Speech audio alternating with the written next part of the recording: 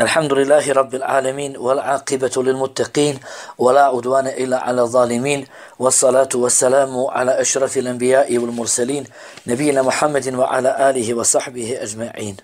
Hvala Allahu tebareke ve ta'ala, neka salavat i salam na Allahu poslanika, vjerovjesnika, naših miljenika, predvodnika Muhammeda, na njegovu porodicu, njegove ashabe.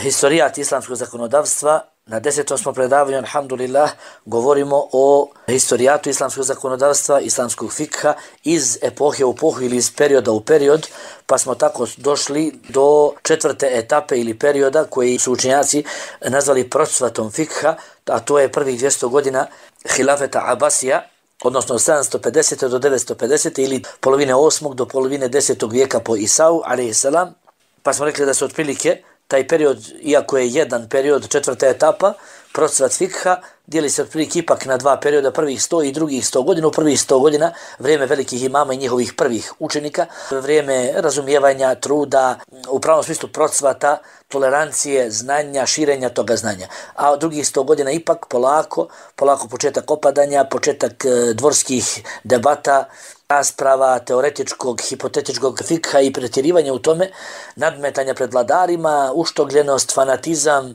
učmalost i tako dalje. Na prošlom predavanju smo počeli sa govorom o velikim imamima u fikhu, odnosno konkretno u neku ruku shvaćeno kao utemeljivačima mezheba. Iako oni nisu bili utemeljivači mezheba, niti su to željeli, niti su tome stremili, niti su to očekivali, već su jednostavno svoje mezhebe i nesvjesno osnovali samo tako što su na sebi svojstven način razumjeli sunet poslanika sallallahu alejhi ve sellem. Znači svi su oni pokoravali predajama, svi su se oni predavali onome što znaju od sunneta, ali jednostavno do jednog imama, učenjaka, fakiha je došlo nešto od sunneta, pa je on dao fetve po tome, a do drugoga su došli neki drugi hadisi, drugi dio sunneta, drugačije shvaćena praksa poslanika sallallahu alejhi ve sellem, pa je on davao neke druge fetve i onda se to malo razdvojilo. Ali u suštini svi su oni stremili samo ka Allahom zadovoljstvu i slijeđenju poslanika sallallahu alejhi ve sellem. Ali kažem, ako ih ne bi nazvao utemeljivačima mezheba, makar ovako uslovno i sa upozorenjem, taj izraz i nije baš ispravan, ako bi samo rekao veliki fakih i veliki imam, ispalo bi da velikih imama i fakiha nije bilo prije Zejda ibn Alija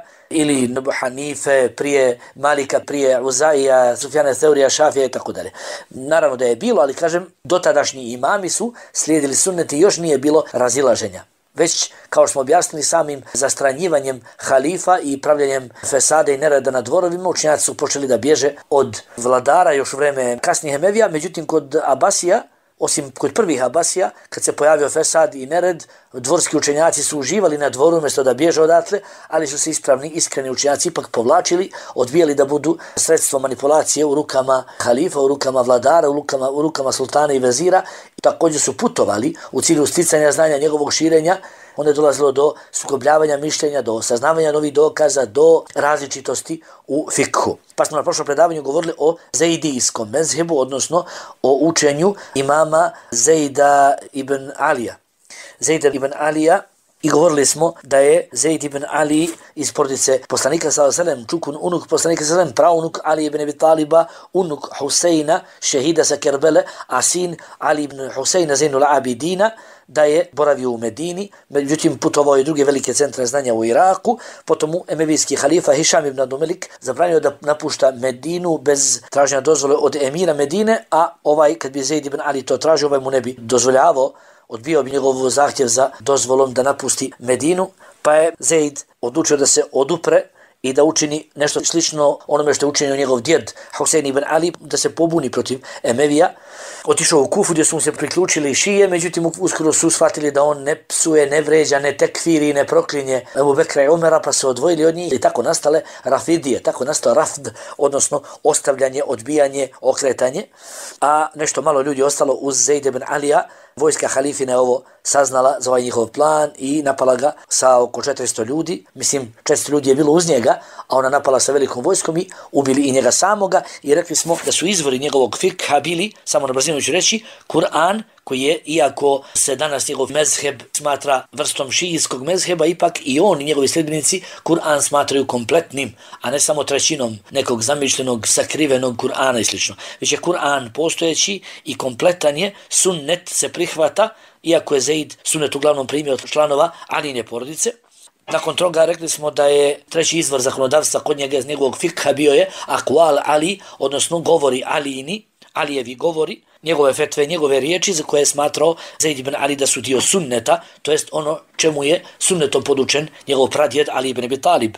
A opet i tu je bio Zaid ibn Ali fleksibilan, govorili smo da ako bi zaista došlo do njega predaje od poslanika sallallahu alejhi ve sellem, iako se njeno razumijevanje te predaje suprotstavlja onome što on razumio iz Alijinog govora, naravno dao bi prednost shvatanju haditha prije nego li govoru Ali ibn Abi Taliba. Nakon toga četvrto, idžma ashaba, koga je shvatao on obavezujućim, pa čak i onaj idžma koji su ashabi postigli o hilafetu ili ti prvenstvu na hilafet, prednosti za hilafet Ebu Bekra, Omera i Osmana nad Alijom, što je bilo protiv njegovog mišljenja, jer on smatrao da je zaista Alija bio zaslužniji hilafet od ove trojice. Međutim, ovaj idžma ashaba je smatrao pravno obavezujućim. Nakon toga spomenuli smo da je peto uzimao kijas i da je kao šesto uzimao akl, odnosno razum, koga nema, vidjet ćemo kao vjerski izvor ni u jednoj drugoj školi, ni u jednoj sunijskoj školi, kod njega akl postoji, to se razumije tako što je zaista ovo utjecaj koje su Mu'tezilije, pred kojima je učio, na njega ostavile. Međutim, za razliku od Mu'tezila, kod njih akl dolazi odmah nakon Kur'ana i sunneta, a odbacuju kijas i mišljenje ashaba, dok je Zaid priznavao kijas, a akl stavio tek na posljednje mjesto. Nakon toga govorili smo o imamu Ebu Hanifi, ukratko samo, dakle, nikakav životopis posebno ovdje njihov ne ističemo, o tome ne govorimo, već samo o njihovom fikhu, njihovom znanju, ukratko, specifičnostima njihovih mišljenja. Pa smo rekli da je perzijskog porekla, da mu je otac bio trgovac s vilom koji je primio islam. Ebu Hanife se zvao inače Nu'man ibn Thabit ibn Zuta, dakle i otac mu je bio perzijskog porekla i imao neko ime prije Thabit islamskog, a djed mu je bio Zuta, neko perzijsko ime. Otac Thabit je prihvatio islam, pa je to neko perzijsko ime koje meni nije poznato, promenio Thabit. Sada ga znamo Nu'manom ibn Thabitom. Rekli smo da je učio pred Hamadom ibn Zaidom ili Hamadom ibn Ebi Sulejmanom, od koga se spominje da je Buharija od njega kasnije zabilježio, ne od njega, već od onih koji su to od njega čuli, 230 haditha, a ima Muslim čitavih 370 haditha uvrstio u svoj sahih od šejha Ebu Hanife.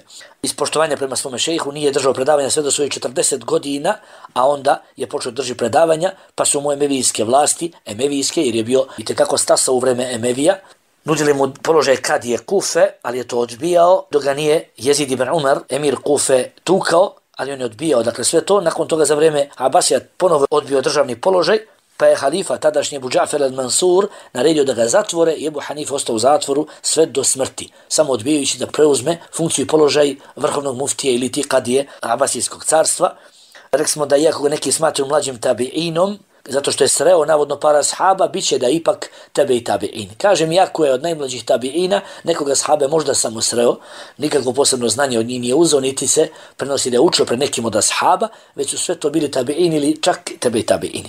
Rekli smo da je hanefijski mezheb takav da je metodologija dolaska do šerijatsko-pravnih rješenja za novonastala pitanja od strane Ebu Hanife bila takva da bi zajedno sa okupljenim svojim učenicima na jedan interaktivni način, jednim interaktivnim pristupom predstavio njima problem, često zamišljenu meselu, šta bi bilo kad bi došlo do toga i toga, da li bi to bilo dozvoljeno, kakav bi bio hukm, a ako bi se desilo to i to, i onda on ne bi davao svoje mišljenje dok ne bi oni porazmislili, razmijenili svoje mišljenja, to zapisali, izložili njemu, potom im to on potvrdio ili ti opovrgao, izneo svoje dokaze i tako dalje, pa se kaže da je zbog toga njegov fikh, za razliku od drugih fikhova, odnosno njegov mezheb i njegovo učenje i nasljeđe tog njegovog vremena, za razliku od nasljeđa drugih učenjaka, ujedno koliko njegov, toliko i mezheb njegovih učenika. Još za vrijeme njegovog života, da ne govorimo od svega onoga što su njegovi učenici promijenili nakon njegove smrti, promijenili njegovih mišljenja, njegovih rješenja, njegovih fetvi, njegovih stavova nakon što su došli do hadisa za koje on nije znao ili ih je smatrao neispravnim.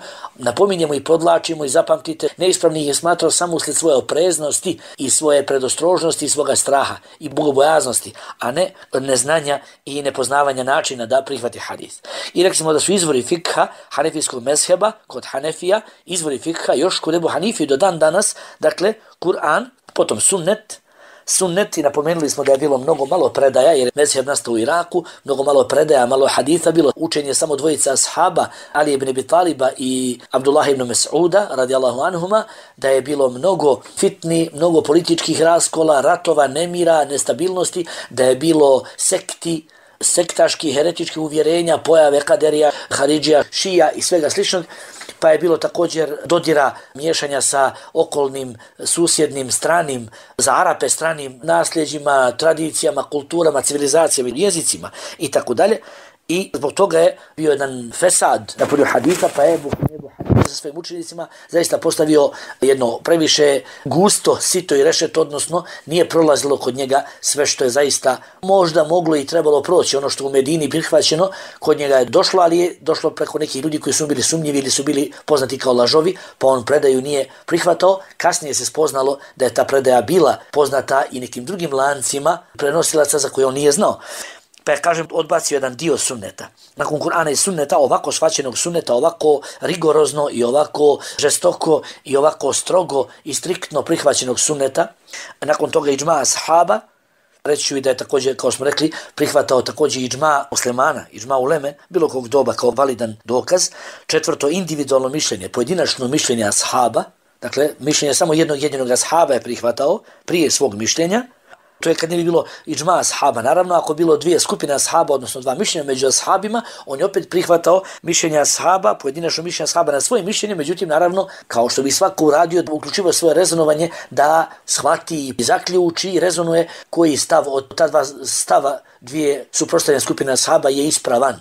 Dakle, odabirući jedan stav od dva stava koja se prenosi od ashaba, ipak je uključivo svoje rezonovanje, naravno. Peto, izvor je qiyas, dolazak do propisa analogijom, i rekli da je tu smatrao sebe ravnom tabi'inima, bez obzira na razilaženje da li je bio od tabi'ina ili od tebe i tabi'ina, ashabe je smatrao velikim autoritetom iznad sebe svakako, ali kad je reč o tabi'inima i njihovom qiyasu, ne njihovom prenošenju sunneta direktno, ispravno, već njihovom kijasu, njihovom razmišljanju, njihovoj analogiji, onda on govorio, oni su ljudi i mi smo ljudi. U smislu, ne mora da znači da su išta bili bliži istini nego mi. I nakon toga, šesto, istihsan, rekli da je to davanje prednosti jednom dokazu nad drugim, jer se čini podesnijim za tu okolnost, iako može biti tehnički slabiji od onoga nad kojim je data prednost. Pomenuli smo da se baš istihsanom došlo do, recimo, dozvole kupovanja stana, plaćanja unapred za kupovinu stana, prije nego li je zgrada u kojoj će stan biti uopšte i sagrađena, dozvola plaćanja unapred kirije, koju mnogi ljudi na Dunjaluku rade, kirije za stanovanje i slične stvari. Dakle, kažem, analogijom bi trebalo biti to zabranjeno zbog hadisa o zabrani prodaje hrane koja još nije spremljena ili nije u tvom posjedu.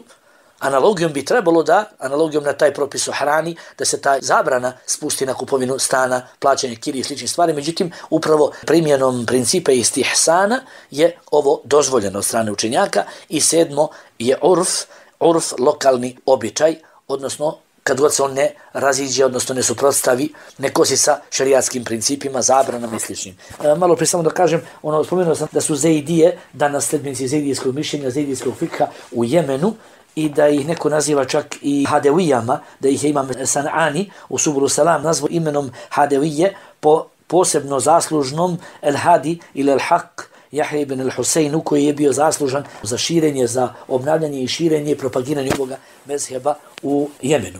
A što tiče hanefijskih učenika, odnosno direktnih prvih učenika, najbliži učenika Ebu Hanife, rekli smo to Zufer ibn al-Huzail, Ebu Jusuf Ja'kub ibn Ibrahim i Muhammed ibn Hasan al-Šejbani.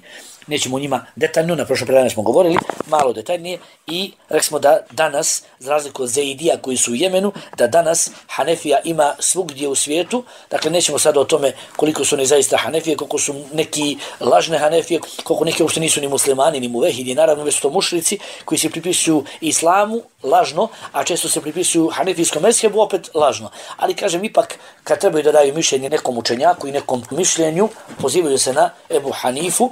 Njihovi učeni njihovi su često ipak zaista Hanefije, a narod najčešće srlja i pod plaštom hanefizma o halalu i harame. Pa smo rekli da su sledbenici hanefijskog mezheba danas u svim krajima svijeta, i neka moja procjena da njih ima možda 65% takozvanog islamskog svijeta, fikski gledano Hanefije. U Aziji su to, kao sam napomenuo, sjeverna Indija. Zaista treba imati u vidu koliko u Indiji ima onih koji se pripisuju islamu, pa shvatiti koliki je to veliki broj. Sjeverna Indija, Afganistan, Pakistan sam ima 170-180 miliona ljudi danas. Znači, Sjeverna Indija, Afganistan, Pakistan, Irak, Sirija i Turska.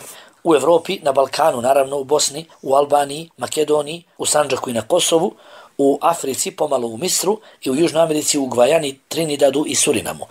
I da napomenem samo još da je presudni moment i najvažniji moment za ovoliku zastupljenost hanefijskog mezheba nije njegovo prvenstvo s aspekta da je on bio najbolji ili da je najbliži sunnetu. Ne kažem da nije i ne kažem da je najgori, ali uopšte ne znači da ima ikakvu prednost nad ostalim mezhebima, već je presudni faktor bio u tome što su ga propagirale, širili, skoro pa nametale dva velika carstva, Abasijsko i Osmanlijsko. Abasijsko, kao što smo govorili na prošlom predavanju, preksinoć, i Osmanlijsko, kasnije Tursko carstvo, gdje god su zagazili, šta god su osvojili, postavljali su svoje kadije, svoje namjesnike koji su sudili i davali fetve u skladu sa hanefijskim mišljenjima.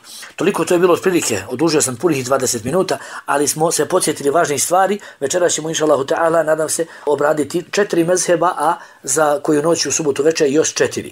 Odnosno, ukupno da bude 10 značajnih mezheba, odnosno zaista zasebnih pravnih škola od kojih su, kao što znamo, ostale, preživjele i danas su na snazi i poznate su njih 4. Od ova 2 mezheba koja smo spomenuli prošli put i sada je ovo obnovili gradivo, a kažem 4, ajde bude 5, onda zejdijski, halalit onda je 5. Jer je preostao i zejdijski mezheb i hanefijski u kojima smo učili. Tako da kad kažemo nešto još i o malikijskom, šafijskom i hanbelijskom, to će biti 5 sa zejdijskim. S tim što je zejdijski smatra se praktikovan od strane šija. Napominjem opet da on nema fik kao fik, nema ništa sa šijama, pa niti sa sunijama. Razlika između šija i sunija nije u fikhu, nego u akidi. U akidi, ali eto, nek bude da su 5 preživjelih pravnih škola uz zejdijsku, ove 4 koje ćemo spomenuti. Jedna je hanefijska koju smo obradili.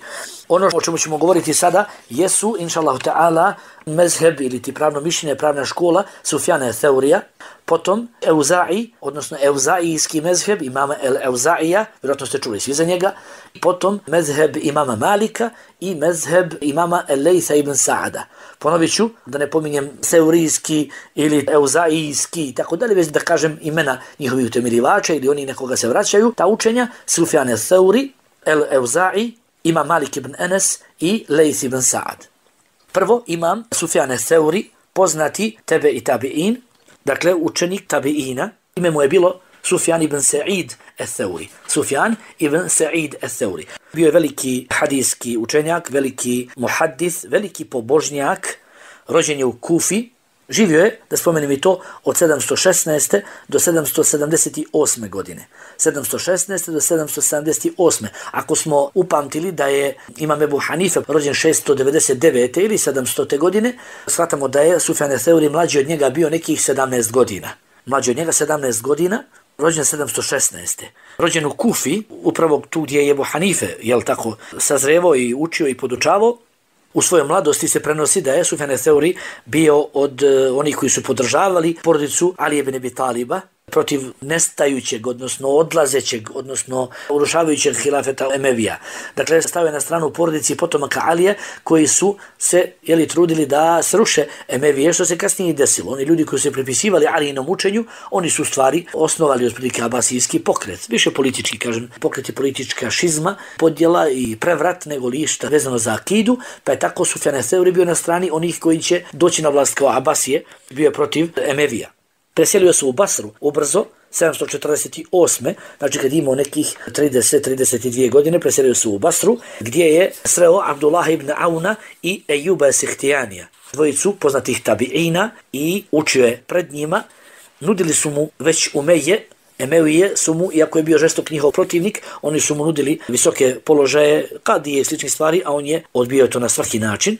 Poznat je svima vama vjerovatno po nekim predajama koje se često citiraju i spominju prekrasnim savjetima, upozoravanjima, opomenama ljudima, pogotovo učenjacima, da bježe sa pragova vladara, da se udaljuju od vlasti i od sultana, da ne postanu marioneta u njihovim rukama, igračke kojima će se oni poigravati i tako dalje. Kad je prešao u Basru, postao je podložan utjecajima Euza'ijevog učenja, Euza'ija koje ćemo sada spomenuti, Euza'ija koji je bio mlađi od njega nekih 9 godina, prilike 9 godina, godinu rođenja, a umrli su neko slično vrijeme, 4 godine, je umro Evzai prije Sufjana Theurija. Ali kažem, Sufjan Theuri, nakon što se preselio u Basru, na njega je izvršen utjecaj od strane učenja imama El-Evzaija. Spominje se da je bio jedan od velikih pobožnjaka, zuhada, odnosno asketika, zahida, koji je bio sličan velikim imenima zuhda tipa Amr ibn Abdul Qajsa, Ebu Muslim al-Haulanija i još nekim sličnim. Svoje posljednje godine života, i to je poznata stvar, posljednje godine svoga života je proveo krijući se, tako reći, od halife al-Mansura, abasijskog halife. Čitavog svog vremena u podučavanja imao je slične stavove kao Ebu Hanife, ali se s Ebu Hanifom nije slagao sa njegovim korištenjem kijasa i istihsana. Kijasa Ebu Hanife, i on ga je priznavao, Sufjan Theuri, ali je mislio da je Ebu Hanife ipak previše otišao sa kijasom, sa analogijom i primjenjivanju istihsana, onoga o čemu malo pregovori smo, jeli davanju prednosti jednom mišljenju, zato što se smatra da je u toj situaciji možda prikladniji, iako postoji stav jači od njega do koga se dolaze kijasom. Imao je mnogo puta probleme sa vlastima i kada mu je Halif al-Mansur poslao pismo u kome mu nudi mjesto kadije Kufe, ali pod uslovom da ne izda ni jednu fetvu koja ide nasuprot državne politike, Sufjan Theuri je pocijepao to pismo, bacio ga u Tigris, u rijeku Tigar ili Tigris, i morao je tada prestati sa predavanjima jer je otišao u ilegalu, odnosno počeo se kriti od halife i od njegove svite. I tako se krio sve do svoje smrti 777. ili 778. godine, dakle živio je nekih 61-2 godine. Što se tiče razloga nestanka njegovog mezheba, zašto danas nemamo mezheb Theuri, nema mezheba Sufjana Theurija, iz dva razloga. Prvo, zato što se Sufjan Theuri dugo krio i nije mogao da okuplja učenike. U posljednjim godinama svoga života, kada je vjerovatno bio najučeniji, kada je bio najzreliji, kada bi trebao biti najaktivniji i kada je trebao da okupi najviše učenika i da ostavi svoja mišljenja, dakle ono najzrelije iz sebe, da možda neke svoje greške prethodne, kao što su svi učenjaci bili normalno živi ljudi, pa mijenjali neke svoje stavove, saznavali nove dokaze, pa mijenjali stanovišta svoja, međutim on je bio bukvalno u ilegali, krio se i nije mogao da okuplja učenike u zadnjim godinama svoga života. A drugi razlog zašto je nestao njegov mezheb jeste, iako je napisao neke zbirke hadisa, dakle sabirao je hadise i predaje i tumačenje tih hadisa, on je u svojoj oporuci, u svome vasijetu tražio da njegov glavni učenik Amar ibn Sejf da obriše sve njegove fetve, a što ne može obrisati da spali. Dakle, ostavio u oporuci da njegov učenik Amar ibn Sejf obriše sve njegove fetve. Dakle, samo njegova fikska mišljenja, a ne hadise. Pa je Amar to uradio, ali su mnoge njegove fetve ipak prenošene usmeno ili nakon nekog usmenog prenošenja ipak tamo negdje zapisane, iako on to nije volio, pa je tako kasnije neorganizovano zapisane i došle do nas. Mnoga njegova mišljenja, mnoge njegove riječi. Dakle, ovo je o Sufjanu Theuriju i njegovom mezhebu, njegovom trudu, dakle njegovoj pravnoj školi. Kažem, on nije rekao evo moje pravne škole, pa to nije rekao ni Imam Malik ni Ebu Hanife, ali je ipak skup njegovih mišljenja, učenika, stavova njegovih, ipak se odvojio kao jedno zasebno mišljenje, zasebno znanje koje je jedno kratko vrijeme živjelo kao jedna vrsta, može se slobodno reći, mezheba. Ali je, kažem, ubrzo tako se ugasio, nestao. Što se tiče Evzaijskog mezheba, što se tiče imama El-Evzaija, rekao sam malo prije, dakle, Sufjan Theuri sve vrijeme u Iraku, zar ne? Da se vratimo malo, se podsjetimo, Zaid ibn Ali, utemeljivač Zaidijskog mezheba, u Medini rođen, u Medini boravio, ali putovao ka Kufi, ka Basri, ka Iraku i vraćao se, dakle, i onda mu bilo zabranjeno da putuje, pa ipak otišao u Kufu i podigao pobunu i tako ubijen. Ali Medinlija, s druge strane, Ebu Hanife, o kojem smo govorili preksinoć, rođeni Kufljanin, odnosno rođeni Iračanin, perzijskog porijekla, ne spominje se da je mnogo putovao, ali tu je, dakle, djelovo, Kufa. A sada rekao smo za Sufjana Theurija da je bio u Kufi, u Basri. Evzai, sada malo dalje odatle, Ebu Amr, Abdurrahman ibn Amr el-Evzai. Dakle, Ebu Amr i Ibn Amr, a zvao se Abdurrahman, ime oca i ime sina njegovoga je Amr. Dakle, Ebu Amr, Abdurrahman ibn Amr el-Evzai, rođen 707. ili 8. a umro 774. Rođen u Ba'lebeku u Libanonu, Ba'lebek, a umro preselio u Bejrutu, glavnom gradu Libana, danas 774. godine. A Ebu Hanife je umro 767. godina, dvije se ponekad u nekim knjigama razilazi. Budimo svjesni da ne znamo godine rođenja naših djedova, pradjedova, kamoli učenjaka koji su bili prije 1300 godina, 200, ali ipak kažem, obično se spominje 767. Dakle, umro je Imam el-Evzai samo 7 godina nakon Ebu Hanife. On nije bio ni u Medini, Hidžazu, današnjoj Saudijskoj, kažu Arabiji, niti je bio u Kufi, Basri, u Iraku, već je bio u Bejrutu, odnosno u Libanu, Bejrutu, glavnom gradu današnjeg Libana, koji se smatrao dijelom Šama.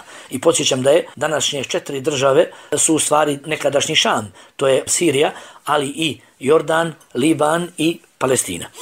Pa je rođen u Ba'lebeku u Libanu, a umro u Bejrutu i danas postoji njegov, nažalost, mauzolej, čitaj ga kao turbe, koji se redovno posjećuje.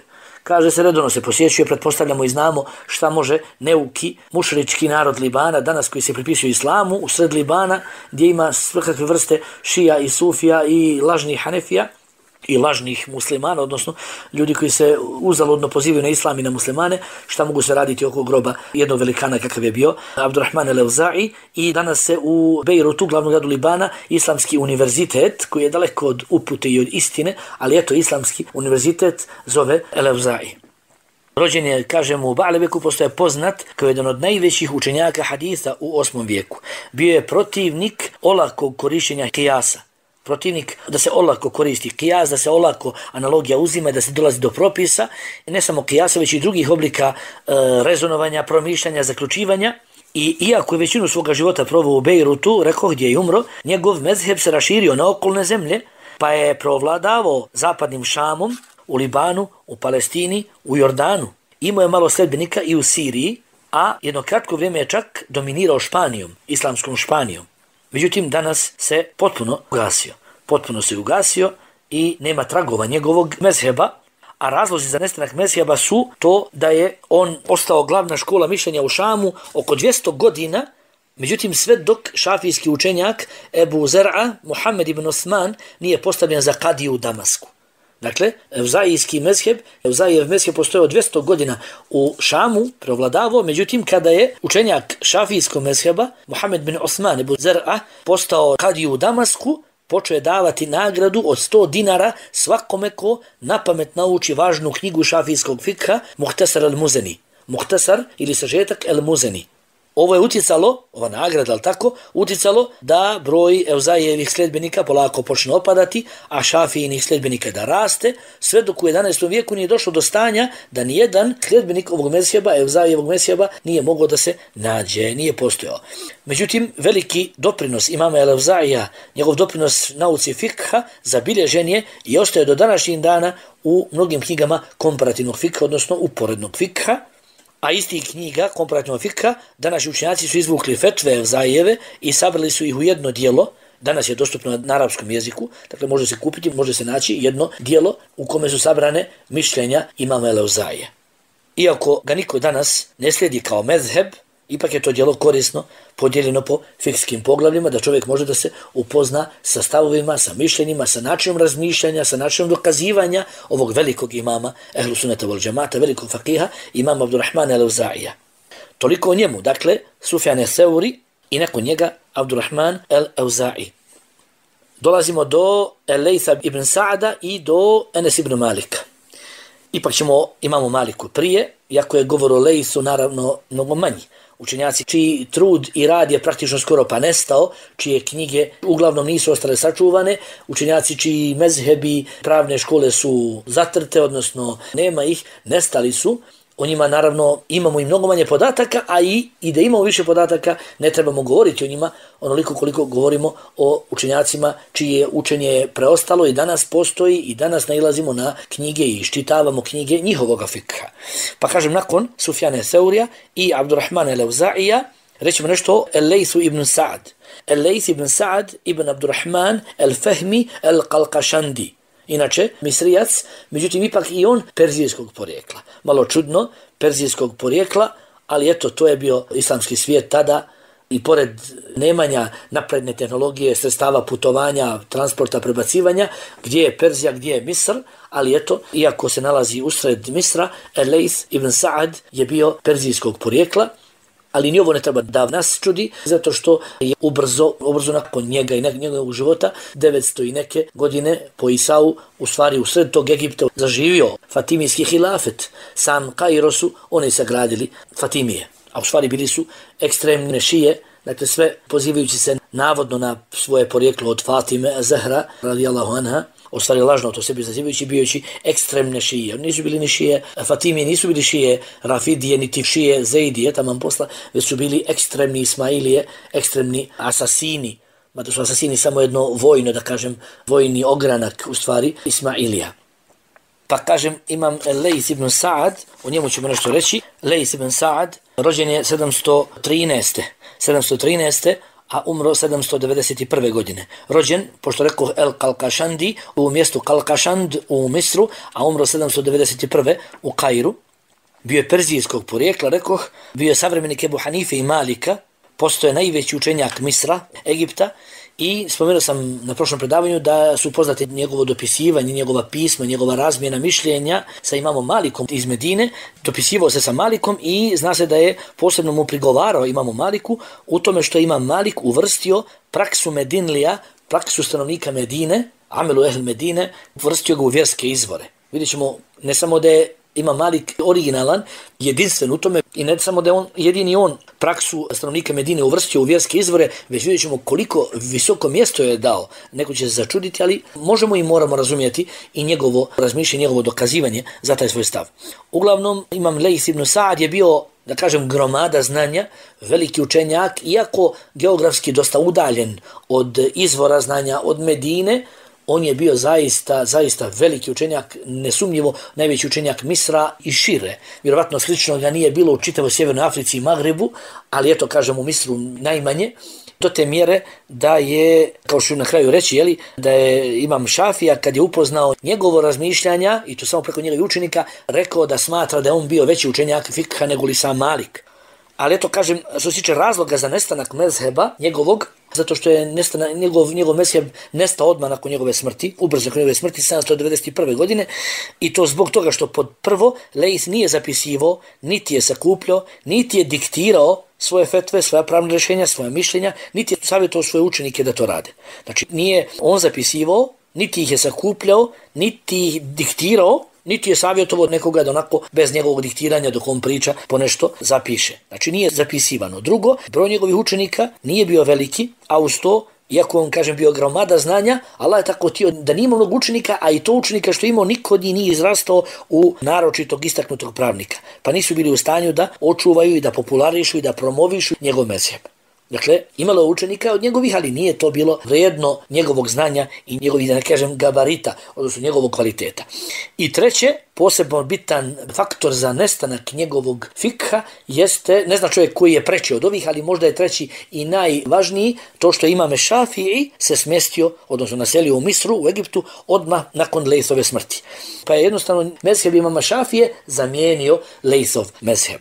Zanimljivo je da je Šafija, iako je dugo učio pred imamom Malikom, krenuo na put da upozna imama Lejtha ibn Sa'ada i da s njim razmijeni mišljenja i da uči pred njim, ali kad je stigao, jer putovanja nisu bila 3 sata ni 4 sata, već 3 ili 4 mjeseca, kad je stigao u Misr, u Kairo, imam Šafii ga nije, imama Lejtha, učenijeg, starijeg od sebe, nije ga zatekao živog, zatekao je samo njegove učenike, i kada je samo upoznao njegovo nasljeđe, preko, eto, napominjem i podsjećam, malo pre sam rekao, ne tako učenih učenika, preko ne takvih posebno nadarenih i posebno, vrlih i vještih učenjaka, kad je samo upoznao Lejthovo nasljeđe, poznato je da je rekao Lejthu efqahu min Malikin. Lejth je efqahu, jačega fikha, učeniji, bolji faqih, efqahu, on je veći faqih nego i Malik. Razumete? Što znači priznavanje ovakvog statusa imamu Lejthu ibn Sa'du, onom ko nije zapamtio njegovo ime, Lejth, nije Lejth. Često će naći njegovo ime zapisano kao Lejth, nije on Lejth, nego je Lejth, Lejth ibn Sa'd. Rekao Lejth ibn Sa'd ibn Abdurrahman al-Fahmi al-Qalqashandi. Neki učenjaci kažu da se može reći da je imam Šafii bio istaknuti Lejthov učenik. istaknuti Lejsov učenik, iako ga nikada nije vidio, zato što je od njega, tek kad budemo govorili imamo Šafiju, ako inšallahu ta'ala u subotu veče, spomenut ćemo koliko je on, subhanallah, vrijedan s aspekta miješanja, miksanja, ali svega što je od hajra i od velikog značaja i od koristi bilo u svim mezhebima, svim pravnim školama, svim nasljeđima učenjaka od kojih je učio i za čija učenje je saznao. Pa sam ukratko da kažem, dakle, subhanallah, imam Šafij rođen u Gazi, današnjoj Palestini, pa uči pred imamom Malikom u Medini, pa ide opet južno u Jemen, pa ga iz Jemena privode u Bagdad pod nekom lažnom optužbom da naginje šijama, glupost živa, ali eto, iz Gaze dođe iz Palestine da uči pred imamom Malikom u Medinu, južno, pa južno opet ode u Jemen da dolje uči i da propagira to što zna, pa ga odvode za Irak, za Bagdad, pa tamo kad se oslobodi, on ne odlazi nazad u Jemen, već tu ostaje i tu uči pred imamom Muhammed bin Hasan Šejbanijom koji je učio i pred Ebu Hanifom i pred Malikom, kao što znamo, pa sve to sabere sav taj hajr, pa onda krene ka Misru i tamo. Znači spoji znanje Šama, odnosno dijela Šama u kom se rodio Palestine, Medine, znanje imama Malika, Jemena, onda gore Iraka i onda od Misr. Dakle, kakva je učenja, kakav je kapacitet bio imam Šafij i on kaže za imama Lejsa, Lejs je bio veći fakih nego Malik. Toliko je o tome i sada još o malikijskom mezhebu. O mezhebu imama Malika ibn Enesa. Zvao se Malik ibn Enes, Malik ibn Enes ibn Malik. Njegov otac je bio, dakle, Enes ibn Malik, ali ne Enes ibn Malik, ashab, kao što je, kad čujemo Enes ibn Malik. Negdje stoji da mu otac bio Enes ibn Amir. Međutim, nije, već je, on je bio Ebu Abdullah, Malik ibn Enes ibn Malik ibn Ebi Amir ibn Amr. Ponovit ću, Ebu Abdullah, otac Abdullahov, zvao se Malik, sin Enesa, sina Malikovog, sina Ebi Amirovog, sina Amrovog. Rođen 711. Dakle, imam Ebu Hanife 699. A ova sva plejada učenjaka koje spominjemo, ova garnitura koju spominjemo večeras, njih četvorica, svi su u par godina. Pa smo spomenuli godinu rođenja Sufjane Theuri 716. Euzaji 707. Lejth ibn Sa'ad 713. i Malik 711. Par godina su svi rođeni, a umro 795. Imam Malik je rođen i živio i učio i podučavao u Medini i jedino njegovo putovanje van Medine jeste odlazak na hadž u Meku, Meku al-Mukerremu. Samo u Meku. Nigdje nije putovao, zadržao se na svom znanju koji je mogo da stekne tu u Medini, ali nimalo nije mu škodilo, niti je zaostao zbog toga ni u svojoj oštroumnosti, ni u svojoj razboritosti, ni u svojoj rezonovanju, niti u svojoj učenosti, ni u svom znanju kod nekih drugih koji su putovali. Inače, poreklom su iz Jemena, pa je njegov pradjed, kada je primio islam druge hidžretske godine, bio je ashab. Njegov pradjed je bio ashab, zvao se Ebu Amir, primio islam druge godine hidžretske i iz Jemena došao da živi u Medinu. Pradjed imam Malika. A njegov djed, isto se zvao Malik, je učio od Omer ibn Khattaba, halife. Njegov djed je učio od Omer ibn Khattaba i bio uključen u sakupljanje ostataka učenja, odnosno u sakupljanje prvih mushafa. Djed imama Malika bio je uključen pri prvoj kompilaciji prvog mushafa kada su ljudi donosili pred komisijom kojom predsjedavao Zaid ibn Thabit radijallahu anhu, donosili neko pergamente, neko kost, neko komad kože, na što su sve ljudi tada pisali ono što su upamtili, čuli od poslanika sallallahu alejhi ve sellem, od Kur'ana, i tako je prvi mushaf, kao što znate, nastao. Dakle, u tom sakupljenju Kur'ana, prvi mushafa, učestvovao je djed imama Malik ibn Enesa. Zvao se Malik ibn Ebi Amir. Uglavnom, imam Malik je učio hadith. Kažem, on je tabi'in. Kako tabi'in? Kad mu je pradjed ashab. Sad mi kontamo, pošto mu je pradjed ashab, djed mu je tabi'in. Djed mu je Malik tabi'in koji je učio pred Omer ibn Khattabom. Učio pred Omerom, pa je tabi'in.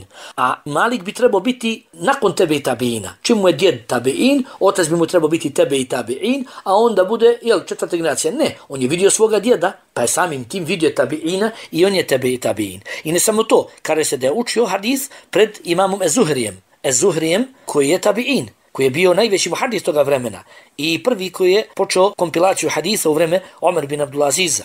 Također učio, Malik ibn Enes, učio pred Zuhrijem, a učio i pred Nafijem. Pred Nafijem, a verovatno znate da je Nafi je oslobođeni rob Abdullah ibn Omera.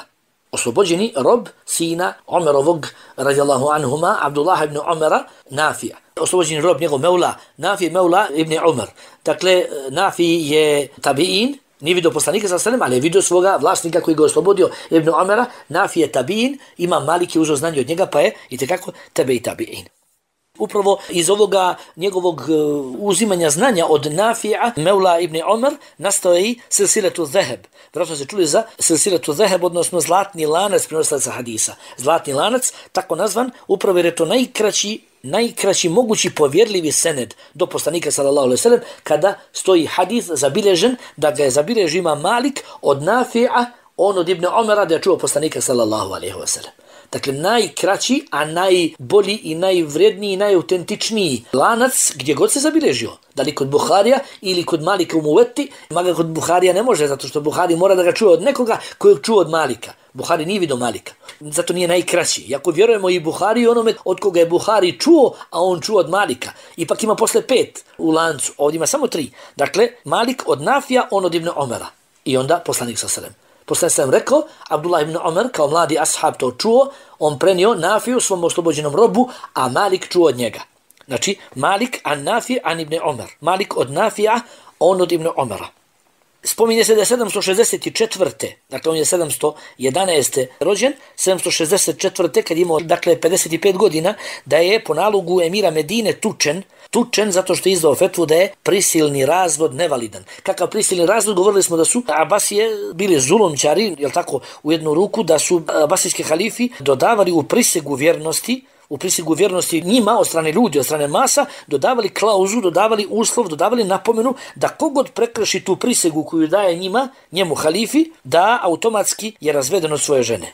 Znači, ako bude raskinuo bej'u, odnosno prisegu ili zakletvu na vjernost halifi, da tog momenta ne samo da je nepokoran halifi i ne samo da mu prijeti, ako je halifa ispravan i ako je ummet jedinstven, ne samo da mu prijete prijetnje iz hadisa poslanika sallallahu alejhi ve sellem, to ja od sebe kažem, već čak i da je tog momenta njegov brak nevalidan, da je razveden od svoje žene. Pa se Malik pobunio tom mišljenju, tom propisu, izdao fetvu da je to batil, da je taj razvod nevalidan, da brak opstaje i ostaje, pa je Imam Malik bio vezan, bio tučen, sve dok mu ruke nisu u nekim predama skoro se, ajde ne kažemo, sušile, ali nije bio u stanju više da ih pomjera, kako je mogao kad je bio zdrav prije tih mučenja, i nije mogao više ni da ih vezuje u namazu, pa je zato počeo sa praksom klanjanja spuštenih ruku sa strana, sa bokova, odnosno spuštenih sa strana svoga tijela. I to je ono što danas od strane nekih učenjaka kasnijih malikijskog mezheba se zabilježilo i danas postalo jednom greškom opšte prihvaćeno u malikijskom mezhebu da se namaz obavlja bez vezivanja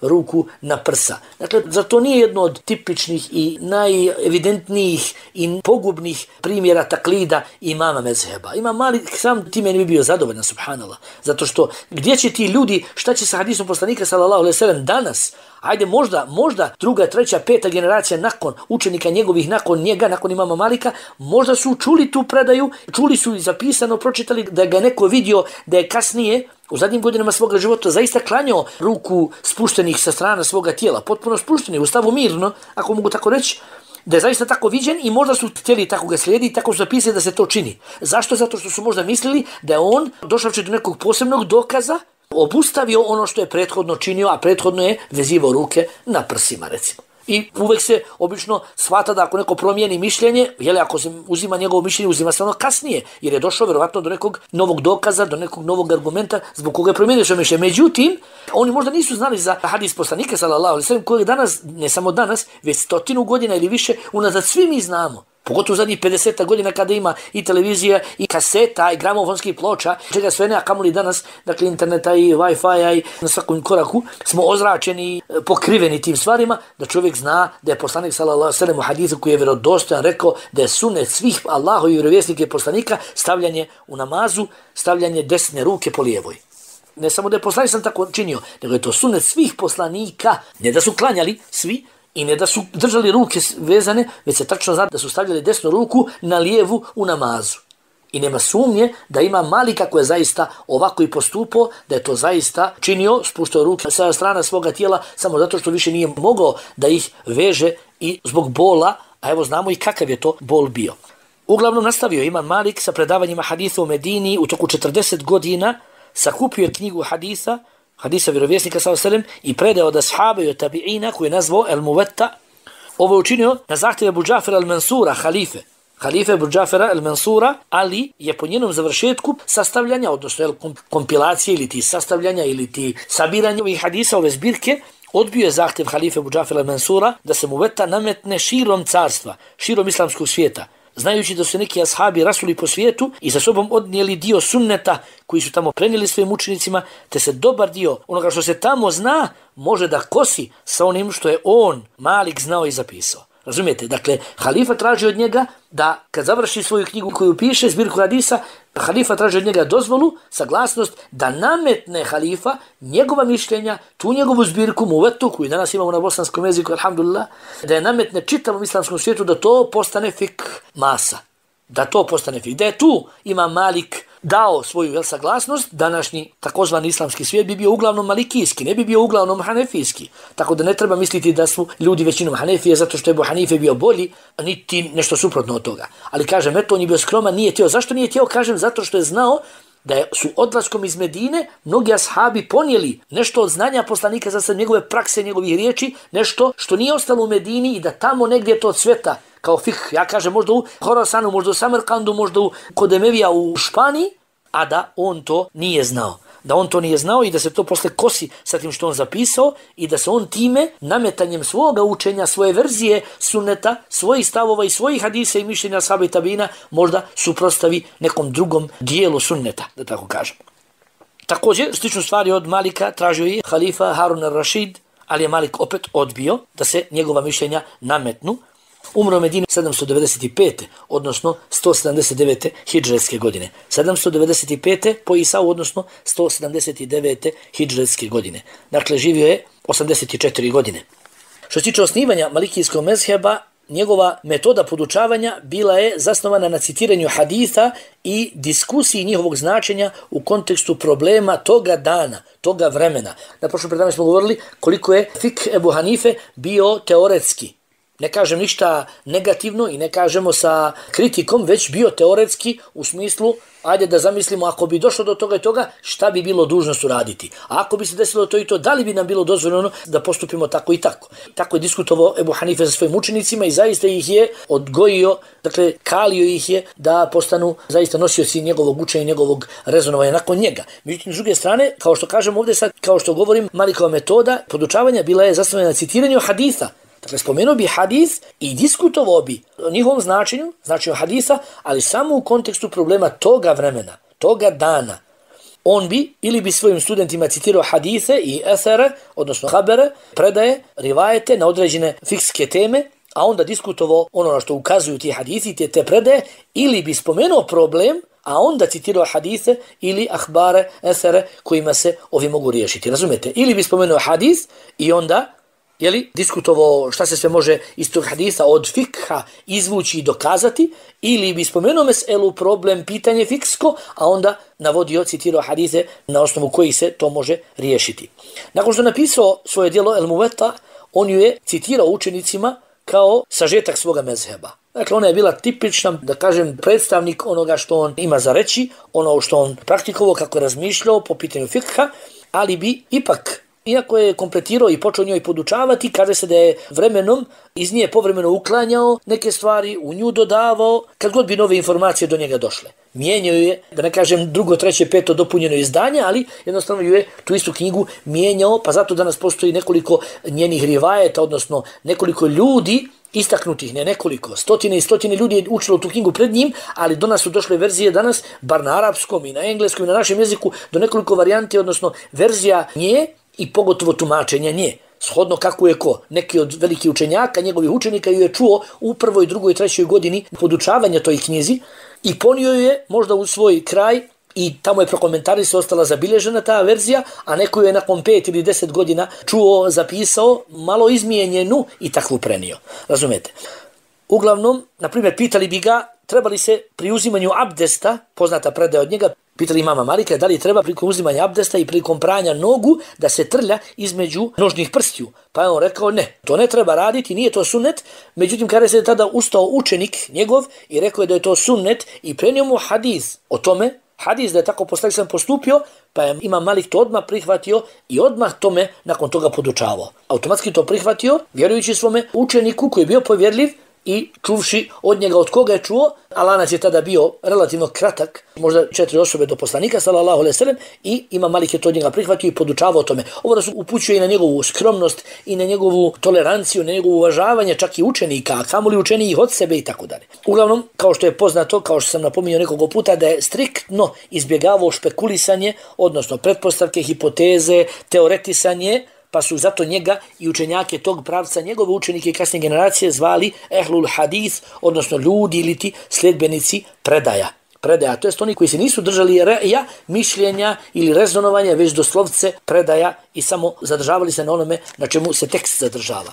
Što se tiče fikha malikijskog mezheba, prvo Kur'an naravno, nakon toga sunnet koji je drugi izvor, ali je Malik kao i Ebu Hanife stavio neka ograničenja, odnosno neke uslove njegovog korištenja za dokaz. Korištenja kao dokaz, iako nije uslovljavao da hadis bude mešhur kao što je Ebu Hanife uslovljavao. Dakle, Ebu Hanife uslovljavao da hadis, da bi ga on prihvatio i radio po njemu, bude mešhur. A mešhur je poznati, doslovce poznat hadis. To je otprilike, ajde da ovako bez mnogo detaljisanja objasnim, mešhur je hadis koji je između gariba ili ahada s jedne strane, kao slabijeg hadisa, i mutawatira koji je izuzetno potvrđen i autentičan hadis. Razumete? Znači nešto što je između, odnosno mešhur hadis, s jedne strane ahad hadis koji prenosi minimalan broj 1, 2, 3 aziz ili garib, koga prenosi 1, 2 ili 3 čovjeka u harici lanca prenosilaca, mutawatir koga prenose mnogi, 10 ili više, ili kako je kod učenjaka postavi uslov da bi se hadis smatrao mutawatirom. Mešhur je nešto što prenosi recimo 4 ili 5 ljudi povjerljivih u svakoj generaciji. Razumete? Mešhur ili ti poznat hadis. Pa kažem, Imam Ebu Hanife, da bi stao na put lažima, kako smo govorili, i potvaranju i izmišljenju hadisa i prihvatanju lažnih predaja, on je stao na put time što je ne bi prihvatao hadis koji je bio ispod statusa, ispod nivoa mešhur hadisa. Dakle, to je prestrogo, ali tada je Imam Ebu Hanife želio da stane na put lažima. Pa kažem, Imam Malik, iako nije uslovljavao da hadis bude mešhur, kao što je to čini Ebu Hanife, prihvatio je svaki hadis koji mu je bio prenešen, sve dok neki od prenosilaca nije bio poznat po laži ili po ekstremnom slabom pamćenju. Dakle, prihvatio je hadis, međutim, ako bi se neki hadis kosio sa praksom Medinlija, odnosno praksom stanovnika Medine, Imam Malik ga odbacivao. To jest ne bi postupao po njemu. Zamislite. Znači, prihvatio je, kažem, Kur'an pod 1, pod 2 sunnet, ali odmah se napominje, čudno, jedinstven mezheb, jedinstven učenjak da prihvata sunnet, prihvata hadis. Kogod hadis dođe do njega, samo da nije ravija, lažov ili ekstremno slabog pamćenja, on ga prihvata, ali ga prihvata samo ako se ne kosi sa praksom Medinlija. Šta je praksa Medinlija? Amal Medinlija ili dijela Medinlija, praksa ili džma Medinlija. U njegovo doba, ono što on vidio da oni rade, prije džma ashaba ga je stavio. I kao što vidimo, stavio bi ga ispred po nekog hadisa koji bi do njega došao. Zašto? Zato što, pošto je većina Medinlija su bili potomci ashaba, kao što znamo, a Medina je bila mjesto gdje je Allahov poslanik sallallahu alejhi ve sellem prvo zadnjih 10 godina, posljednjih 10 godina svoga života, Imam Malik je smatrao da je praksa Medinlija dozvoljena od strane poslanika sallallahu alejhi ve sellem ili podstaknuta od samog poslanika sallallahu alejhi ve sellem. Pa je Malik zajedničku praksu svih Medinlija, iđma Medinlija, njegovog vremena, ne ashaba, već u njegovo vreme, ono što vidi, kako rade, po čemu postupaju Medinlije, smatrao je to oblikom visoko autentičnog sunneta koji je prenešen djelima, a ne riječima. Dakle, smatrao je ono kako postupaju Medinlije, stanovnici Medine, ondje gdje je on rođen, gdje je odrastao, kako oni postupaju, šta smatraju ispravnim po pitanju ibadeta, prakse, trgovine, urfa, svega toga. On je smatrao da je to što čine Medinlije, njihovi postupci su u stvari oblik visoko autentičnog sunneta koji je od poslanika sallallahu alejhi ve sellem prenešen djelima, a ne riječima. Da su oni jednostavno to naučili od svojih očeva koji su uglavnom bili ashabi. Jer on je bio kadem tebe i tabi'in, on je sreo tabi'ine. On je sreo tabi'ine, učio pred njima. On je gledao tabi'ine kad se rodio i ono što oni radili, on je bio ubijeđen da je sve to njima nasljedstvo od poslanika sallallahu alejhi ve sellem i ashaba. Pa je praksi ashaba davao prednost ne samo nad iđmaom ashaba, već i nad pojedinačnim hadisom. Dakle, prvo Kur'an, drugo sunnet, samo kad se ne kosi sa praksom Medinlija, treće a'mal Medinlija, odnosno praksa ili postupci ili dijela stanovnika Medine, četvrto iđma ashaba. Iđma ashaba kao i kasnijih učenjaka, četvrti po redu izvor, peto mišljenje pojedinačnog ashaba. Naravno, Imam Malik je davao prednost mišljenju iđma ashaba nad mišljenjem jednog ashaba, ali opet, naravno, mišljenju jednog ashaba davao je prednost nad njegovim ličnim mišljenjem. Šesto, kijas, ali se kaže da je svoj ijtihad primjenjivo na teme, na pitanja koje nije mogao da riješi pomoću prethodnih izvora. Znači ono što nije mogao da riješi primjenom ajeta iz Kur'ana, njemu dostupnog haditha, ono što nije mogao da riješi gledajući praksu Medinlija, niti saznajući za iđma ashaba, niti mišljenja pojedinačnog ashaba o tome, onda je to pokušao da riješi kijasom, ali tada je u tome bio vrlo oprezan. Vrlo oprezan. Onda 7. opet čudan jedan izvor, fikski njegov pojedinačni običaj Medinlija. Pojedinačni običaj Medinlija ili nekih Medinlija. Znači davo je značaj i usamljenim običajima nađenim u praksi nekolicine Medinlija. Iako nije na iđmau, razumijete, iako to nije neki postupak koji čine sve Medinlije i smatraju tako treba. Već ako bi našao nekolicinu Medinlija, stanovnika Medine, u njihovoj praksi našao neki postupak, sve dok nisu u suprotnosti sa poznatim hadithima. Naravno, kad se kosi s hadisima, ne. Ali smatraju da ovakvi postupci, iako usamljeni, također predstavljaju nasljeđe generacija ashaba. I 8. istislah ili masalih el mursala. To je otprilike isto što i ono što imam Ebu Hanife spomenuo kao istihsan. Istihsan ovdje se spominje kao istislah, od riječi maslaha, korist, istislah ili masalih el mursala. Princip istihsana Ebu Hanife ima Malik je prihvatio pod nazivom istislah ili traženje onoga što je korisnije ili prikladnije. Primjer istislaha navode učenjaci da se može naći u fetvi Ali ibn Abi Taliba da, iako u Kur'anu i u sunnetu nalazimo kaznu samo za ubicu, da je čitava grupa ljudi, Ali je tako presudio, da je čitava grupa ljudi kriva za ubijstvo. Ako su saradnici, ako su sudionici, iako je samo jedan rukom to izvršio. Razumijete? Znači, i u Kur'anu i u sunnetu ne možemo naći kaznu smrću za sve uročenike protiv nekoga. Znači, skupi se 10 ljudi da ubiju nekoga, odu tamo, svi su odlučni da to urade, poguraju se s njim, izvuku ga iz kuće, ajde zamislimo tu situaciju, tako, ali ga samo jedan rukom ubije. Kad bi gledali samo Kur'an i sunnet, nemamo jasni dokaz za ubijstvo, odnosno izvršenje hadda, kazne, odmazde, ubijstva, ni za koga, osim za direktno počinioca koji ga je svojom rukom, nožem, pištoljem, puškom ubio. Međutim, halifa Ali ibn Abi Talib je donio presudu, propis da, ja kažem, iako se u Kur'anu i sunnetu nalazi kazna samo za ubicu, da je čitava grupa ljudi kriva za ubijstvo, ako su bili saučesnici, saradnici na tome, iako je samo jedan rukom to izvršio. Drugi primjer je pravo vođe da prikupi taksu od bogatih i mimo zekata, ako interes društva tako zahtijeva. Iako je šerijat precizirao samo zekat.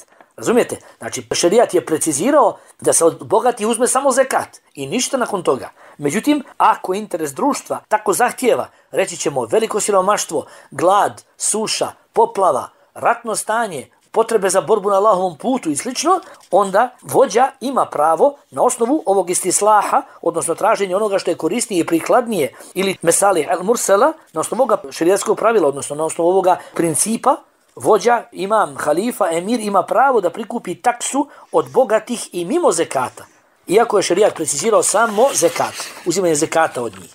Treći primjer, mi znamo da proizvođač ima pravo da odredi cijenu koliko želi za svoj proizvod. Jednostavno nije haram, nije ti grijeh da tražiš za kilo jabuka koje prodaješ 2 eura. Svuda su 40 centi, neka su, ove moje su 2 eura. Međutim, iako proizvođač ima pravo da odredi cijenu koliko želi za svoj proizvod, u vremenu siromaštva i u vremenu nemogućnosti većine da taj proizvod kupi, a još ako dodamo da je to proizvod koji nije nikakav luksuz, već je od elementarne, od osnovnih potreba, od nužno potrebnih stvari i namirnica za život, onda ima pravo, vođa, vladar ima pravo da, ne čineći nepravdu ni proizvođaču, da odredi nižu, razumljiviju cijenu koju ovaj proizvođač ne smije prilikom prodaje da prekorači. Razumijete? Recimo, pogotovo kad je pitanje brašno ili ulje ili šećer ili tako neke prehrambene namirnice ili šta znam ako je pitanje neki ogrev ili nafta i slično u državi, iako proizvođač ima pravo da drži, da prodaje kilo mesa 20 eura, međutim ako je to nužna namirnica i nema drugih, vrijeme siromaštva je,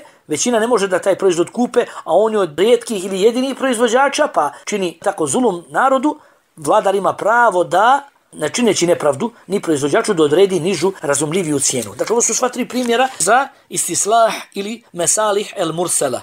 Ponavljam, prvo, iako je precizirana u šerijatu kazna samo za ubicu, samo za počinioca, samo onoga koji rukom to učini, da se smrtnom kaznom kazne saradnici, počinioci, saučesnici. Drugo, da se u vremenu teškoće bogatima nametne po potrebi još neki porez i mimo zekata. I treće, da se proizvođaču, prodavcu koji, da kažem, narodski fursati, odnosno samovoljno se ponaša i diže cijenu u nebesa, onemogućava ljudima siromašnim da to kupe, a od nužne potrebe im je da vladar ima pravo da tu cijenu njemu spusti na jednu cijenu razumnu koju ne smije da prekorači proizvođač, odnosno prodavac. I deveto kod Malikija jeste urf, odnosno običaj, kaže se da je vrlo bitan kod Malikija i daje se jedan primjer da iako riječ dabe, odnosno dabbetun u arapskom jeziku znači svaka četvoronožna životinja, u Šamu ona znači konja. Dabbetun znači životinja, međutim u Šamu, u Siriji ona znači konja. Podrazumijeva se kad kažeš dabbe, ne misli se ni na ovcu, ni na psa, ni na devu, nego na konja. Zato se kod Malikija recimo kaže da u govoru koji je izgovoren u Siriji, u kome se traži plaćanje u obliku dabbe, da bi pravno značio konja. Na drugom mjestu, u drugim dijelovima arapskog svijeta, značio bi bilo koju životinju. Dakle, Malikije se drže urfa, uzimaju ga za vjerski izvor i ako bi neko u Siriji sklopio ugovor da je dužan drugome 3 dabe, taj izraz upotrebio, 3 te životinje, ne bi se mislilo bilo koje četvoronožne životinje, već pošto je izgovoreno u Siriji, čovjek poznaje taj razumijevanje te riječi u kontekstu i u značenju koju ta riječ nosi u tom predjelu, odatle nije putnik, obećao da će da da 3 dabetan, onda će mora dati 3 konja. Ako bi to bilo u Jemenu, može da da bilo koju četvoronožnu životinju, razumijete? Znači, jedna ista riječ, u istom arapskom jeziku, ali ovdje šta je razlika? Urf, odnosno ono što se podrazumijeva. Što se tiče njegovih učenika, poznata su dvojica velikih poznatih učenjaka, mislim ne malikijskog mezheba, već direktno učenika Malika ibn Enesa. Direktno njegovih učenika, kažem 2 učenika mimo onih koji su formirali svoje mezhebe, razumijete? To su, da kažem, Ibnul Qasim i Ibn Vehb.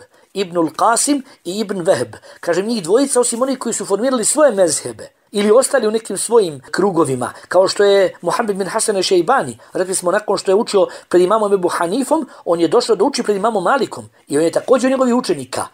Ali se ipak vratio i nastavio, ipak se smatra hanefijskim učenjakom i glavnim učenikom imama Ebu Hanife, iako učio i pred Malikom. Također imam Šafii je učio pred Malikom, ali je, kaže se, utemeljivač svog nekog šafijskog mezheba, tako da njega ne uvrštavamo. Već spominjemo Ibnul Qasima i Ibn Vehba. Da kažemo, ajde da preciziramo oni koji nisu zasnovali svoje mezhebe, oni koji su ostali dosljedni mišljenjima imama Malika i koji su prenijeli njegovo znanje i mogu se smatrati utemeljivačima malikijskog mezheba jer su toliko prenijeli od Malika nadalje. Prvi, kao što rekoh, Ebu Abdurrahman Ibnul Qasim, živio od 745. do 813. Rođen u Misru, ali je došao u Medinu. Mesrijac, ali je došao u Medinu i učio pred imamom Malikom više od 20 godina. Napisao je ogromnu knjigu fikha mezheba, malikijskog mezheba, koja je nadmašila upotrebom čak i samu muvetu. I nazvao je djelu El Mudawwana, iz nje je izvučeno više propisa, na primjer praksa mnogih malikija, praksa klanjanja nevezanih ruku. Ne spominje se u muveti, ali se spominje u Mudawwani. U djelu El Mudawwana koji je sakupio njegov učenik Ibnul Qasim. Stoji tu da ih treba i može se vezati ruke na sunnetu, ali ih je na fard namazu bolje ne vezati. Iako nema nikakvih sahih predaja o tome. Znači samo na osnovu posmatranja svog učitelja imama Malika, ostalo je dakle nejasno i tako prenešeno i do dan danas se kod njih to prenosi i po tome se radi, ali napominjemo dakle da toga nema, te prakse nevezivanja ruku, odnosno pružanja njih sa strana tijela za vrijeme namaza, nema je dakle u muveti, već upravo u knjizi Al Mudawwana koju je zapisao Sabro Ibnul Qasim, Ebu Abdurrahman. Drugi učenjak Ebu Abdullah ibn Wahb.